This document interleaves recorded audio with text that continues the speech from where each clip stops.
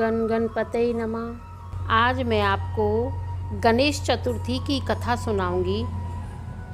गणेश चतुर्थी क्यों मनाई जाती है और गणेश जी की उत्पत्ति किस तरह हुई। भाद्र शुक्ल चतुर्थी को गणेश जी के सिद्धि विनायक स्वरूप की पूजा की जाती है।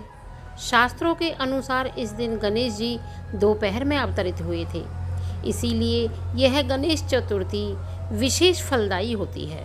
सनातन धर्म के त्योहारों में गणेश चतुर्थी एक मुख्य त्यौहार है जो भाद्रपद शुक्ल पक्ष चतुर्थी के दिन मनाया जाता है। वैसे तो प्रत्येक मास के कृष्ण पक्ष की चतुर्थी गणेश जी के पूजन और उनके नाम का व्रत रखने का विशिष्ट दिन होता है, लेकिन भाद्रपद शुक्ल चतुर्थी को गणेश जी के सिद्धि विनायक स्वरूप की पूजा की जाती है। शास्त्रों के अनुसार इस दिन गणेश जी दोपहर में अवतरित हुए थे, इसीलिए यह गणेश चतुर्थी विशेष फलदायी होती है। पूरे देश में यह त्यौहार गणेशोत्सव के नाम से प्रसिद्ध होता है। लोक भाषा में इस त्यौहार को डंडा चौथ भी कहा जाता है। इसमें सभी स्कूलों के बच्चे डांडिया खेलते हैं। हिंदू धर्म में भगवान गणेश को विद्या बुद्धि के प्रदाता, विघ्न विनाशक, मंगलकारी, सिद्धिदायक, सुख समृद्धि और यश कीर्ति देने वाले देवता माना गया है। पौराणिक ग्रंथों के अनुसार ओम और स्वास्तिक को भी साक्षात गणेश जी का स्वरूप ही माना गया है। तभी तो कोई भी शुभ कार्य की शुरुआत गणेश जी की पूजा से की जाती है। आइए सुनते हैं गणेश जी की जन्म कथा।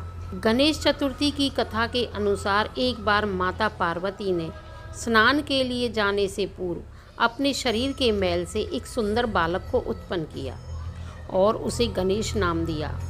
पार्वती जी ने उस बालक को आदेश दिया कि वह किसी को भी अंदर न आने दे। ऐसा कहकर पार्वती जी अंदर नहाने चली गईं। जब भगवान शिव वहां आए तो बालक ने उन्हें अंदर आने से रोका और बोले, मेरी माँ अंदर नहा रही है, आप अंदर नहीं जा सकते। शिव जी ने गणेश जी को बहुत समझाया कि पार्वती मेरी पत्नी है, पर गणेश जी नहीं माने। तब शिव जी को बहुत गुस्सा आया और उन्होंने गणेश जी की गर्दन अपने त्रिशूल से काट दी और अंदर चले गए। जब पार्वती जी ने शिव जी को अंदर देखा तो वो बोली, आप अंदर कैसे आ गई? मैंने तो बाहर गणेश को बिठा रखा था। तब शिव जी ने कहा कि मैंने उसको मार दिया। तब पार्वती जी ने रौद्र रूप धारण कर लिया और कहा कि जब आप मेरे पुत्र को वापस जीवित करेंगे तब ही मैं यहाँ से चलूँगी, अन्यथा नहीं जाऊँगी। शिव जी ने पार्वती जी को मनाने की बहुत कोशिश की, पर पार्वती जी नहीं मानी। सारे देवता एकत्रित हो गए, सभी ने पार्वती जी को मनाया, पर वे नहीं मानी। तब शिव जी ने विष्णु भगवान से कहा कि किसी ऐसे बच्चे का सिर लेकर आएं जिसकी माँ अपने बच्चे की तरफ से पीठ करके सो रही हो।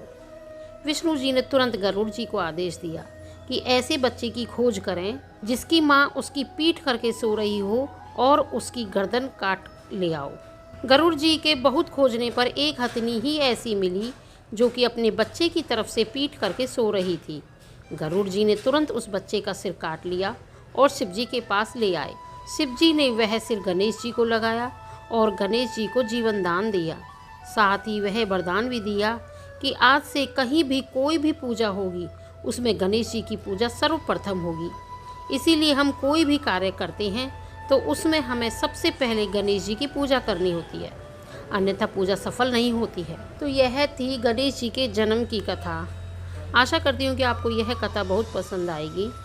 बोलो गणेश जी महाराज की जय।